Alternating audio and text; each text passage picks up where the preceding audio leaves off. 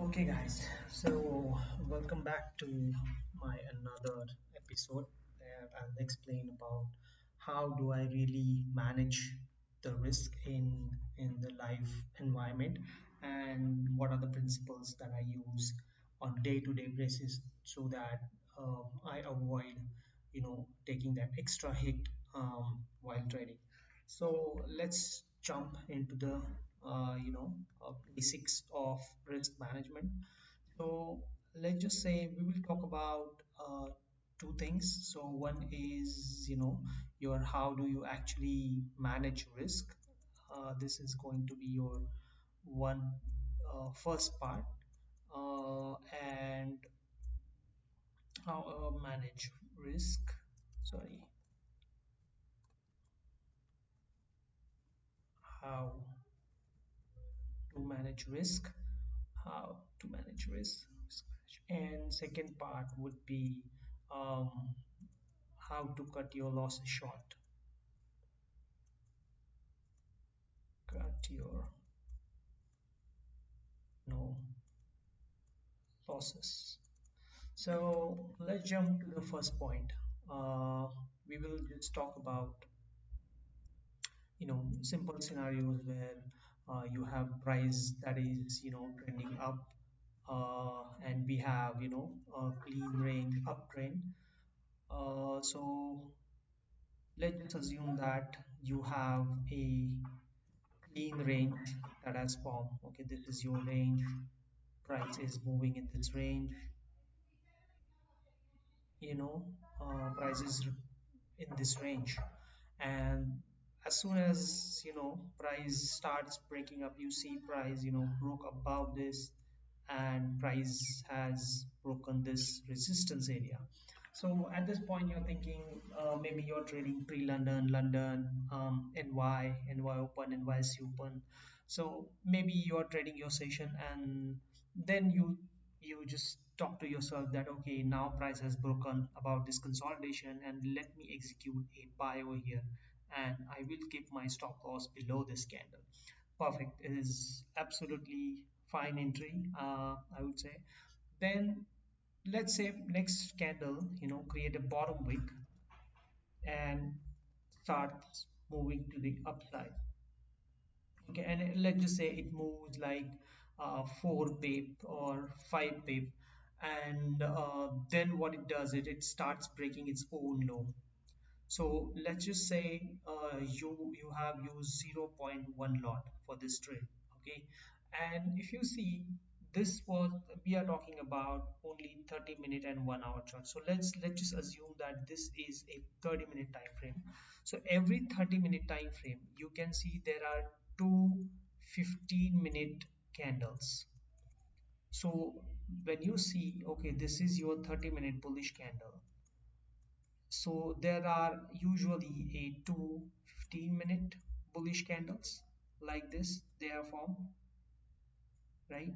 So this top become the close of this 30-minute candle, and this bottom becomes the opening of this 30-minute candle, and this become your bottom wick of this 30-minute candle, and this top wick of 15-minute candle becomes the top of this 30-minute candle. So this is basically a anatomy of the candles. I'm just explaining you. So what happens? So whenever price is ranging up, let's just say price making higher highs and higher lows. So it means every candle, every time frame should create a higher and higher lows. So when you have executed trade on the based of a 30-minute time frame, let's just say this candle breaks above. Let's just say this was this scenario that we talk about. In this candle, instead of the candle next candle going like this, it goes against your bias. Like just say the candle glow starts, it pick up and it starts going down, then what you're gonna do, you're gonna take the entire loss of yours. Like let's just say this candle was a 16 pip candle, this 30-minute candle was a 16 pip candle, and if your lot size is zero point 0.1, then probably you would lose something around 17 to $18, right? So your risk would be $17 to $18. So instead of taking the entire hit, instead of taking the entire loss, what I would usually do is, when the candle you have 15, these two 15-minute candles are there. See, this is your 15-minute first 15-minute candle, and this is your 30-minute candle. These two combine, they will form 30-minute candles, as we discussed earlier. So whenever the next candle opens up, it should usually wake up and start pushing up. But if there are positive there are so the forex is all based on probability. Not only forex, but any market is just based on probability. So when you consider it as a probability, there are very high probability that the price will push up, but there is also a low probability that price may come down and start ranging in this area. So whenever the next candle, what it does, whenever the next candle form, like let's just say it's break its the high of the previous candle, and when this candle starts breaking the low of the previous candle, I close 50% off. I take 50% off from the table. And so my loss, let's just say I have executed zero point 0.1 lot here. When I close 50% at this moment, my stop loss was over here. And at this moment, I am saving that extra bucks. Let's just say my risk was $20. So whenever I cut 15% loss, even if this next candle comes down and hit my stop loss, I'm not going to lose the entire 20%, $20, or 1%, I would say, of my position. I'm not going to lose entire 1%. I what I'm how the amount that I'm going to lose, or the percentage I'm going to lose, that probably would be $14 or $13, or maybe zero. If my risk was 1%, then I would lose around $0.6, 0.6%, or 0.7%, something around that. Though these numbers are not too big, from $20, let's just say you uh, lost the $14 on this entire trade, still you have that extra $6 that you have saved for yourself. And whenever you do that, these things, because this game works on probability. So whenever the next time, let's just say you take a loss, you call it a day, and you went on to the next day. And whenever you see another same setup kind of happening, you executed another buy, and at that time price will go in your favor. And whenever price go in your favor, you are taking like 20 pips and 30 pips in profits.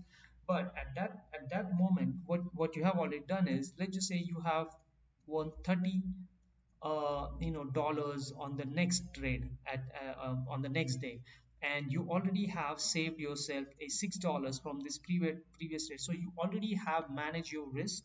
Instead of losing $20, now you are up 30 plus this 6. So your total value would be this $36 that you are totally up for that one particular day. So this is a basic of risk management, that this is how I manage my risk. So this is one of the way that I manage my risk.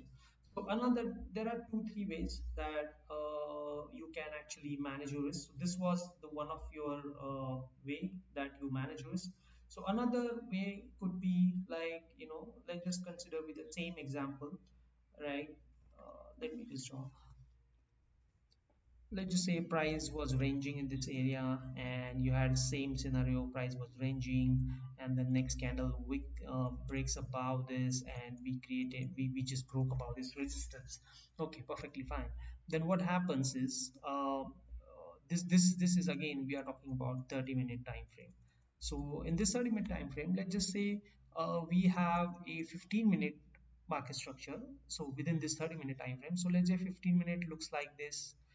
We have this candle, and we have then another candle, and